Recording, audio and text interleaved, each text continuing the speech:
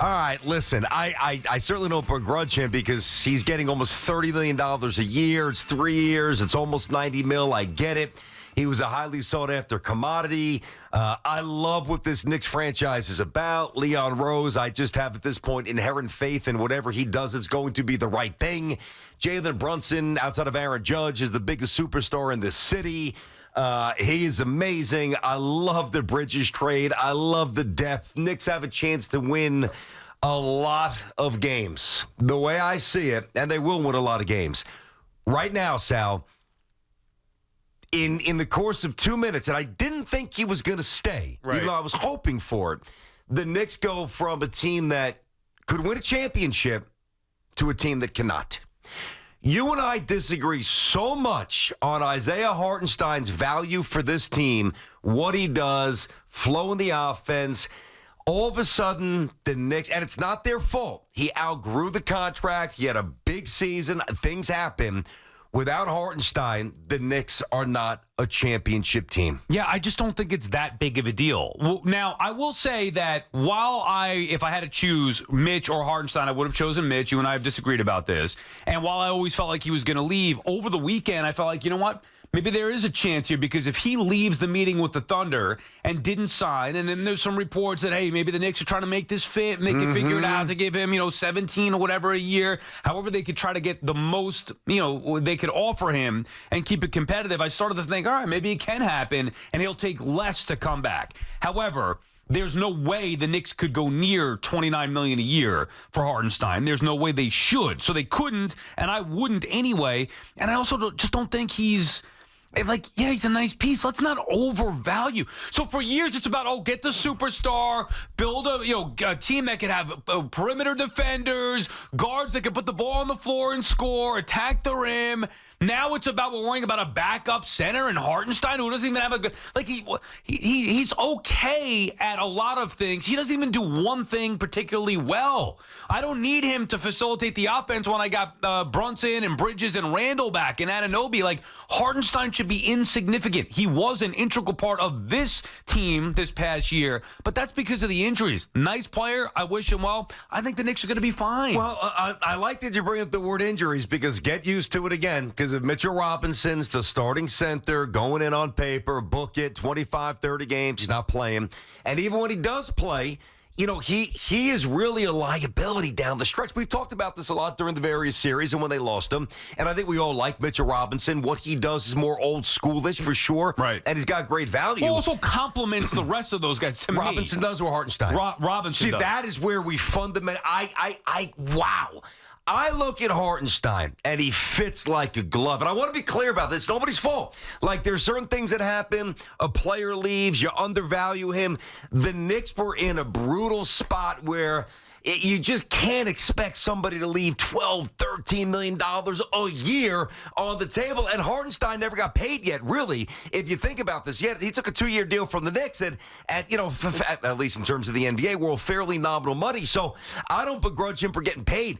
The Knicks did nothing wrong. He just blossomed because he started to play more. And I think what's interesting to me is the Isaiah Hartenstein, if you look in totality, before last year, 9 points a game, 5 or 6 rebounds, bounced around a little bit, not a high draft pick, whatever.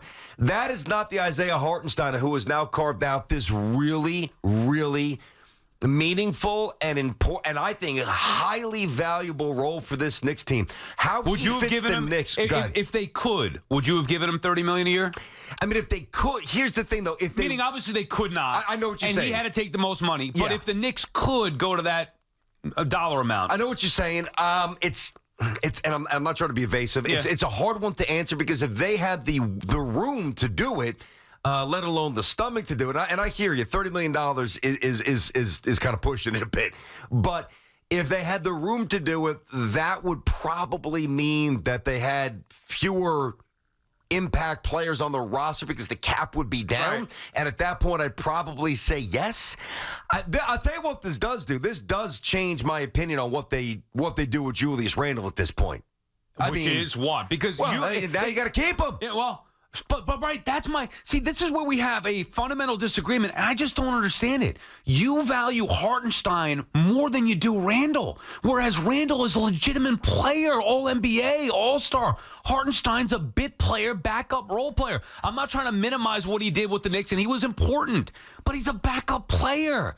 But he's not. He's the starting center. Well, no, I mean, Mitch Robinson should have been the starting center, but he got hurt. Who do you think's better, honestly, Mitchell Robinson I think or Mitchell Hartenstein? Robinson is better defensively and at rebounding. He's better at his strengths than Hartenstein is at his. What is Hartenstein's strength? He's the best passer. He's the best big man passer in the NBA. They don't need... He's one of the best passers in the NBA. They don't need that. They do. Well, not with Brunson and Bridges, two guys who play on the ball. Their offense, they do. Even that's why they Randall. Well, that's why they were so connected last year. BT. God, Hartenstein, man. What a bummer. You have Brunson. You have Brunson, Bridges, Randall, Anunoby. I get When it. the hell do you want Hartenstein touching the ball? My answer is never. No, that's the wrong answer. I don't want him touching the ball. Hartenstein, no, thank you. And the reason why I said Mitch compliments him more is because he does something that the others don't. Big body, rim protector, defensive beast, boards beast. That complements the scoring well. I don't need Hartenstein. He's not even a great scorer, but at least he's got more offensive game than Mitch. That's a comparison. Okay, he could pass, and he could throw up that little floater on occasion. They don't need that now with Randall back and with the addition of Bridges. I don't think it's stunning news, but for me and for my opinion, this is, devastating is pushing it. Let's not get nuts here, but this one hurts. This one, to me, this knocks the Knicks down a peg. 888-808-1019, BT and Sal. Man, so set to talk about the Mets and Aaron Judge. And 30 seconds in, Huff opens up the door and he didn't even seem fazed by it at all. I don't understand how nobody's fazed by this. Did you guys watch the Knicks? Honestly, he's like, it's Hartenstein. You're like, I like Mitch. Hartenstein was so valuable to this team. How do you value him more than Julius? You do. Like, if I asked you, who would you rather have right now? All things equal, going into next season, contract, whatever, not a concern, Randall or Hartenstein? On this team? Yeah. Hartenstein. Yeah, I don't get. I'll tell you why. They don't need the scoring like they used to from Randall. See, a couple things have happened here. And this is not a knock on Julius. He's a fantastic player. He is. He's been All-NBA twice. He's a little flawed, as we know, but I've got a lot of love, a lot of respect for him. Very multifaceted player. He is good. Okay, nobody's saying otherwise. But the Julius Randle that was the focal point of the Knicks, along with Jalen Brunson, not only have the Knicks changed, the Knicks have evolved, which to me lessens the dependence on Randall, which is a good thing, but also simultaneously Hartenstein blossomed into a modern big. One thing I will say, I like Jericho Sims a little bit, but he to me is too... He's a stiff. Yeah, he's too similar to Mitchell Robinson, and he's not as good. Yep. So they need a different type center. I would like a big who could stretch the floor. You want to tell me you want to get somebody who could pass from down low? Okay, fine. But I don't look at this as, oh, no. Like you said, they're not a championship team any longer. I still think they're a championship team. I'd be curious to see what piece they're going to get to fill that void.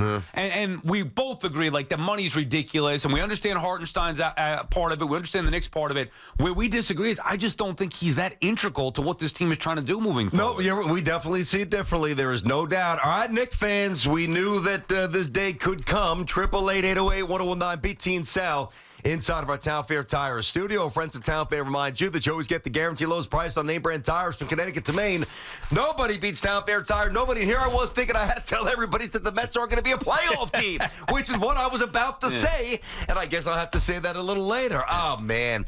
I am, bother's the wrong word. You were holding out hope. Oh, man. How long? Is there a bigger Hartenstein fan than me at the station? I don't think so. I'm not saying others don't value him, but I've been on the Hartenstein train for a long. This guy is a player. You might be the biggest Hartenstein fan in the city. I might be. Yeah. I will shoulder that. Like that, to me, that is a badge of good stuff because that means I recognize what he brought to this team. Man, he's going to be missed. Don't tell me he's not. Zach's in Massapequa. Zach, BT and Sal, how you doing today, buddy? What's going on, guys? Love the show. Love the conversation right now, too. So Isaiah Hartenstein, to me, I'm with you, BT. The Knicks are no longer a championship team. I doubt they get back to where they got to this year. the second round? Come on. No, I seriously believe that. I think Randall's a loser. I think the possession ends with Randall. I do not see, a guy like Hartenstein moves the ball. He extends possession. He does, and not only is he getting rebounds as well, maybe not as well as Mitchell Robinson, but he is getting them. And then he also extends the play. With Julius Randle on the floor, and now you have Mitchell Robinson, who really isn't an offensive threat. There's going to be so many more possessions where it starts with Bridges or it starts with Brunson. It's going to get past Randle, and then the possession's done. No, come on. Yeah, come on. Yeah. You know what's funny too? Thanks for calling there, Zach. So, nobody in their right mind would say that Hartenstein has Randall's skill. Nobody's even remotely suggesting that. But the skill that he's got that is transferable to these big moments late in games is that I just think he's a smarter player than Randall. I think his IQ is higher. I think the anticipatory nature of his game is better in terms of, where's the ball going to bounce. He's just got this innate sense that Randall doesn't have.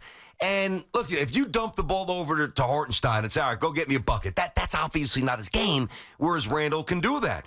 But oddly, with 13 seconds left, with 35 seconds left, with a minute 12, two-possession game either way, Hartenstein has the ball or Randall has the ball, and they're trying to initiate. To me, I'm 1,000% more comfortable with Hartenstein. Then I'm worried with Randall, and I am so calm with Hartenstein. I trust him. I just don't get it. I know. I get it. We're very different on this. Yeah, the guy's a bad.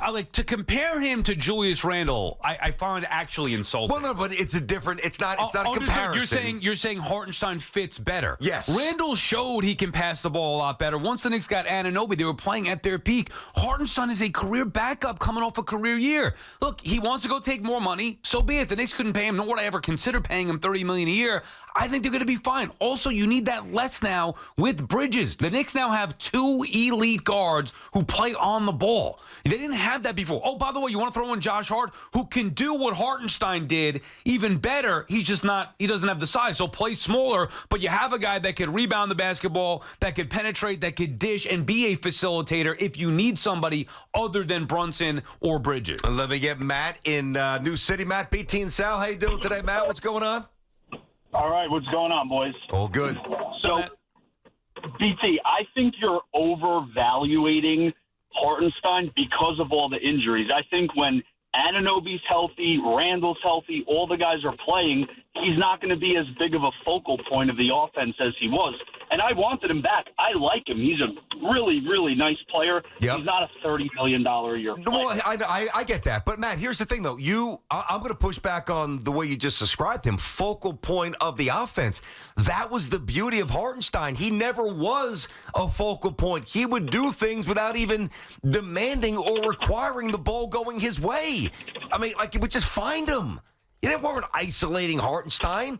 It was, all right, here's a little dribble handoff with Jalen Brunson, set the screen. There's a loose ball, make it happen. There's a cutter backdoor. There's a little 6-foot floater. You need guys like that to win big, who you don't require to throw it into. And now they don't have one. I'd rather have somebody with an actual offensive game that maybe is not as good of a passer, but is either a better shooter. I mean, period, from anywhere on the floor. Either stretch the floor and knock down a three or just shoot. The Knicks have two centers, or had two centers, you throw in three with Jericho Sims, who cannot shoot the basketball. It'd be nice to have one of them who could actually put the ball in the bucket. Hartenstein with that little floater was all right. He became way too much of a focal point. He did in the postseason because everybody else got hurt. I think his role will be diminished when everybody else is healthy. Now, you want to say that Anunoby and Mitch, when have they been able to stay healthy? That's a whole different story. Mm-hmm. But assuming health, with Randall as well, assuming health, his role is going to be minimized anyway. So I don't think it's going to have that big of an impact. Let me ask you a question, Sal. So Leon Rose, who is stunningly transformed this franchise. Wow. If now you've got to throw out what they were tied to and suspend the reality and the limitations of what they could do. In terms of salary cap, in terms of Robinson already having a contract, in terms of the Thunder offering $30 million. If you asked Leon Rose and Tom Thibodeau who they preferred, if they could get rid of one of them, keep Hartenstein or keep Mitchell Robinson, What do you think? I know what their answer is. It's Hartenstein. I think if you asked Tibbs, he would say keep Mitch Robinson. Hartenstein without a doubt. Yeah, see, they I don't are see stuck it. with Robinson. They don't. Yeah, but Robinson does something that nobody else on the team does. Yeah, it's sit for 40 straight games when he's hurt. Well, nobody else does that. You're right. If you take injuries out of Sal, it, I mean, he gets hurt every year. So does Anunoby. Then why do we bring back Anunoby? And why is everybody talking about Anunoby as being so good? That kid stay on the field. Everybody loves Anunoby on the court. Anunoby. Oh, what's he getting? Anunoby. $40 million. $200 million. Yeah, $200 million for a guy who can't stay on the court. Hamstring this, leg that. Oh, if it's about injuries, why are we paying Anunoby? So it can't be just about that. Now, you're right. Injuries are a part of it, and they have been for Mitch, and it's concerning because he's a big body, and it's always something with the lower body. Oh, he looks like he's 90. Understood. Walking. But him at his peak, excellent rim protector and defensive player, and an excellent rebounder. I can only go based off of that. And I do think that ultimately Tibbs would rather have that combined with the now other scoring options that they have where they don't need as much of a, and again, I hate even calling Hartenstein an offensive presence because he's not. He is, though, but in the unconventional sense. Again, not the 17, 18 points a game, but in terms of an offensive presence within the framework of the offense, like initiating and rerouting the ball, which is so important to the Knicks with their shooters and spacing. Man, again, it's nobody's fault. I get it. Knicks, in a lot of ways, the Knicks get penalized here for having an astute evaluation of Hartenstein a couple of years ago and making a very smart move, bringing him here, and then the circumstances of the cap. They made him a lot of money. They did, penalizing them, but it's nobody's fault. But that doesn't mean they don't take a big dent. They take a dent. Pete's in Seaford. Pete, what's going on? Hey, guys, how you doing? It's okay, been a while. Pete. You know, I saw this news right before Hoff said it, and $30 million is so much money. Clearly, the Thunder see Hartenstein as the last piece of a championship puzzle, which he very well may be for them. But he brought something to the Knicks besides just the offensive rebounding and the defense.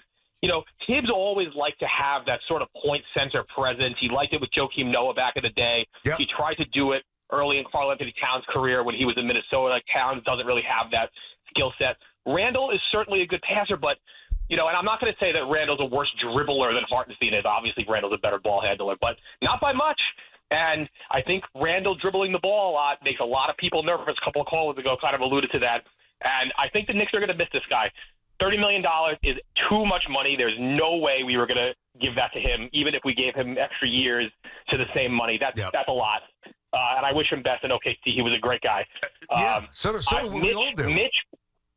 Mitch, prior to his foot injury, was trending towards a defensive player of the year candidacy. I think people forget that because he missed so much of the season. Mitch was an elite offensive rebounder, was having an elite defensive season, and cleaned up all the the foul issues that I kind of plagued him early in his career. And Pete, hold on. Pete, hold on a second. You're right. By the way, you're right. But the offensive rebounding, it was like bordering on all-time defensive player of the year, early inside track. There's no doubt. We know what his game's all about. How long's Robinson been here? 5 years? 6? What is it now? 5 or 6, right? Yeah, he was he drafted by Phil? Yeah, he may have been. Was that the second round pick? Either way, it's 5 He was or a 6, second round pick for sure. But was it? I know it was second. Was it Phil? Either way, it's about 6 years. Has he had a healthy season yet? No. It's not going to change, and that's the problem. I'm just giving all Knicks fans a little heads up. This because I love Knicks fans. Understand this: when the Knicks look a little different this year, and you're wondering why. Remember this conversation. Yeah, they're going to be better because they added Bridges and have Randall coming back fully healthy. Hartenstein is irrelevant. And come on, to say that he's the best passing big in the league. Who's better? Well, I mean, obviously Jokic is phenomenal. Well, you want to start there? Sabonis. I mean, he's averaging, 2 assists a game, Hartenstein? No, but it's not the... It's the pass that's why. He's got 0 offensive games. That's not accurate anymore, Sal. Yeah. What did he shoot in the playoffs? I don't think he missed a floater for 2 months. He missed it. Where does he rank, Boyle? Do we have it, Hartenstein? Well, we'll come back after the break. The bottom line is this, and we don't agree, and I get it. It's a lot of scratch for somebody who's not putting up 20 and 10. Understood. But the Knicks took a dent, and this one is going to hurt. And I'm telling you, it's coming. This is going to change who they are. 888-808-1019. It's BT and Sal on the Fan.